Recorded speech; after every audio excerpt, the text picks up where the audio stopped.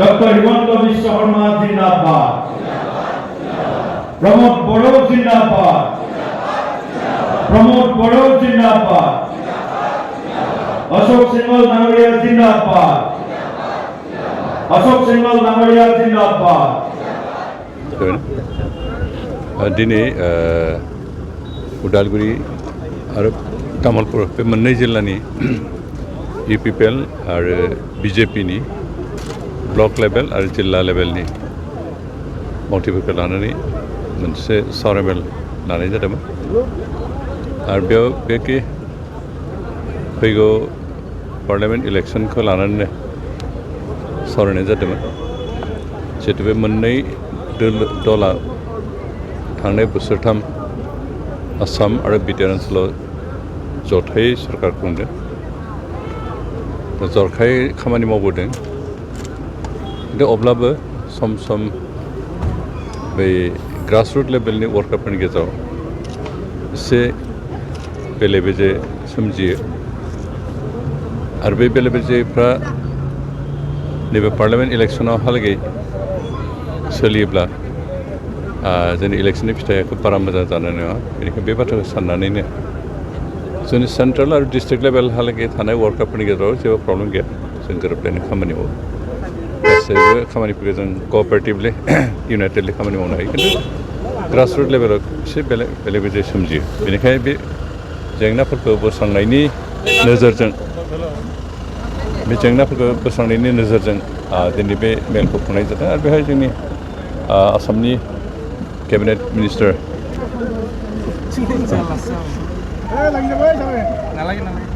अशोक सिंहाल लोगोसे जोंनि बिटिआरनि चिफ मानना प्रमोद बर', मंगलदै लोकसभा समस्टिनि MP दिलीप सैकिया आरो गुबुन सेन्ट्रेल आरो डिस्ट्रिक्ट लेभेलनि BJP आरो UPPLनि सोद्रोमाफोर बाहागो लादों।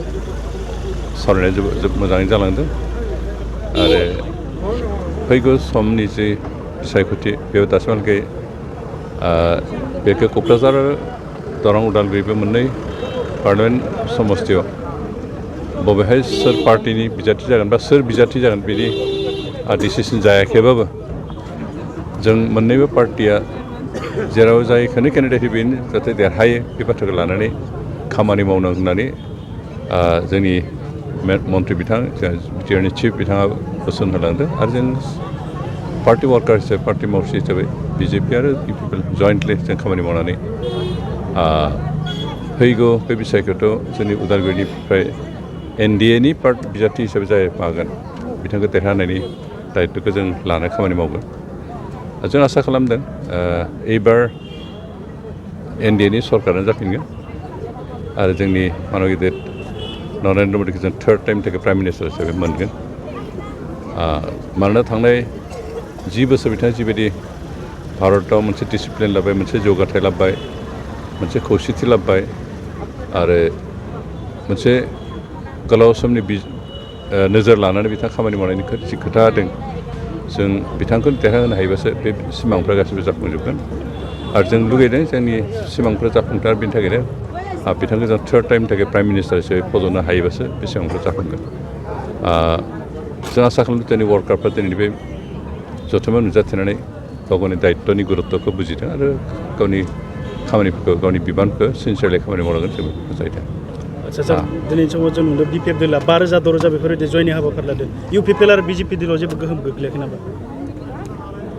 जों दासिमहालागै जिखिनि रिपर्ट मोनदों बेथ' BJP आरो UPPLनि रावबो थाङाखै। आनखि बिथांमोना 5,000 जयन खालामनाय देखायदोंबाबो गावसोरनि पुरुनि सोद्रोमाफोरखौनो जयन खालामहोफिनबाय थादों गले गले। सोरबा सोद्रोमानि दैदेनगिरिनि परियालफोरखौ न'खरफोरखौ आरो इटिमेटे मेम्बारखा बिथांमोनखौ जयन खालामहोनानै दिन्थिनानै मोनसे चमक लाबोनो नागिरदों। खिन्थु बिथांमोननि बे नाजानाया अरायबो बिथांमोननि मावगोन थगायनानै पाब्लिकखौ थगायनानै गावसोरनि चमक देखायनो नागिरनाया बे खुनु दिन साक्सेस जाया। रायजो राजाफ्रा गासैबो मिथियो BJPनि आखला मा, बिथांमोनहा थांनाय 17 years बिटिआरआव मा खालामदोंमोन, बिटिआरनि जौगाथायनि खेथ्रआव बिथांमोना माबायदि हेंथा होदोंमोन, समाजाव माबायदि इनडिसिप्लिन लाबोदोंमोन, समाजखौ बोरै फोजोबस्रांनाय लामाथिं दैदेन, बे गासैबो बाथ्राखौ मिथिखायो आरो बेनिखायनो बिथांमोनजों रायजोफोर गैया। बेनिखायनो बिथांमोना थगायनाय रायजोफोरखौ फोस्लायनो नागिरदोंमोन बेखौनो जों साक्सेस जाया